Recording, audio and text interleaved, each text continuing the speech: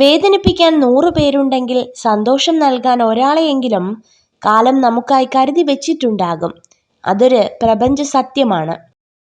ഒരു തെറ്റും വരാതെ ആരും ജീവിച്ചിട്ടുണ്ടാകില്ല.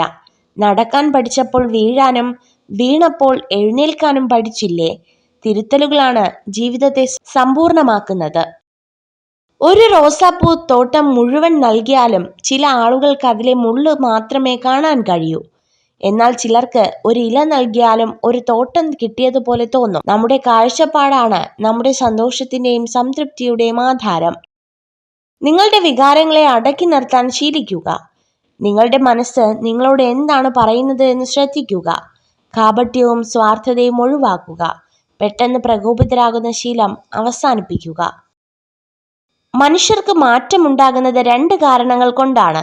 ഒന്നെങ്കിൽ അവരുടെ ഹൃദയം തുറക്കപ്പെട്ടിരിക്കുന്നു, അല്ലെങ്കിൽ അവരുടെ ഹൃദയം തകർക്കപ്പെട്ടിരിക്കുന്നു. ഒരു വ്യക്തിയുടെ സ്വഭാവത്തിന്റെ യഥാർത്ഥ അളവുകോൽ അവരുടെ ജീവിതത്തിന്റെയും മഹത്വത്തിന്റെയും നിമിഷങ്ങളിലല്ല, മറിച്ച് അവരുടെ വിനയത്തിലും പ്രതികൂല സമയങ്ങളിൽ മറ്റുള്ളവരോട് കാണിക്കുന്ന അനുകമ്പയിലുമാണ്. ചില സുഹൃത്തുക്കൾ എല്ലാ കാലത്തേക്കും ഉള്ളതല്ല എന്നത് ജീവിതത്തിലെ ഒരു സ്വാഭാവികമായ കാര്യമാണ്. എപ്പോഴും നല്ലതിനെക്കുറിച്ച് ക്രിയാത്മകമായി ചിന്തിക്കുക. കാരണം എങ്ങനെയാണോ നിങ്ങളുടെ മനസ്സ്, അതുപോലെയാണ് ലോകവും. വിധിയെ നമുക്ക് മാറ്റാൻ സാധിക്കില്ല, പക്ഷെ സ്വഭാവത്തെ നമുക്ക് മാറ്റാം. അത് വിധിയെ മാറ്റിമറിക്കും.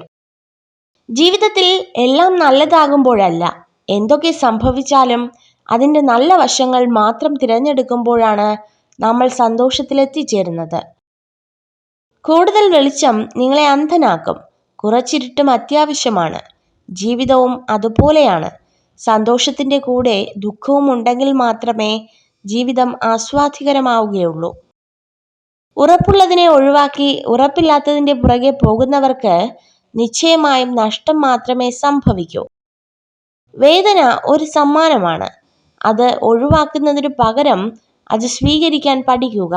വേദനയില്ലാതെ വളർച്ചയില്ല. നമ്മുടെ മനസ്സ് തൊട്ടറിഞ്ഞവരോട് മാത്രം എല്ലാം തുറന്ന് സംസാരിക്കാം. അല്ലാത്തവരോട് പറഞ്ഞാൽ സാഹചര്യങ്ങൾ മാറുമ്പോൾ നമ്മൾ തുറന്നു പറഞ്ഞതൊക്കെ നമുക്കെതിരെയുള്ള ആയുധമായി മാറും. മനഃശാസ്ത്രം പറയുന്നു, നിങ്ങളുടെ വസ്ത്രധാരണ രീതി നിങ്ങളുടെ സ്വഭാവം വെളിപ്പെടുത്തുന്നു. ദാനം നൽകാൻ ആഗ്രഹിക്കുന്ന കൈകൾ പലപ്പോഴും ശൂന്യമായിരിക്കും. നിറഞ്ഞ കൈകൾക്ക് അതിനുള്ള മനസ്സുമുണ്ടാകില്ല എന്നതാണ് യാഥാർത്ഥ്യം. നിങ്ങൾ ഈ വീഡിയോ കണ്ടതിന് നന്ദി. ഇതുപോലുള്ള കൂടുതൽ വീഡിയോകൾക്കായി ചാനൽ സബ്സ്ക്രൈബ് ചെയ്യൂ.